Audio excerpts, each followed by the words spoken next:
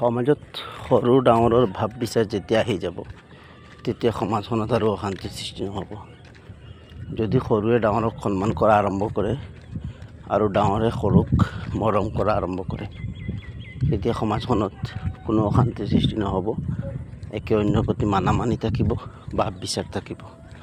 আৰু যদি ডাঙৰজনে নিজকে ডাঙৰ বুলি ভাবি সদায় সৰুৰ লগত সভ্য আচৰণ কৰে, মই ডাঙৰ, মোক আৰু কি কৰিব পাৰিবি, আৰু সৰুজনে নিজকে সৰু বুলি ভাবি সদায় ভুল কৰি থাকে, তেনেহ'লে সমাজখনত অশান্তিৰ সৃষ্টি হ'বই।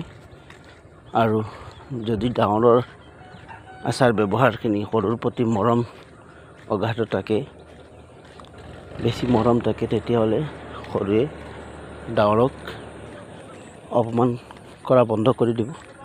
ডাঙৰৰ প্ৰতি তাৰো সন্মান বাঢ়ি যাব। গতিকে সন্মান পাবলৈ হ'লে সন্মান দিবলৈ শিকিব লাগিব। সন্মান পাবলৈ হ'লে সন্মান দিয়া শিকা জৰুৰ, বা সৰুক মৰম কৰা প্ৰয়োজন। ধন্যবাদ।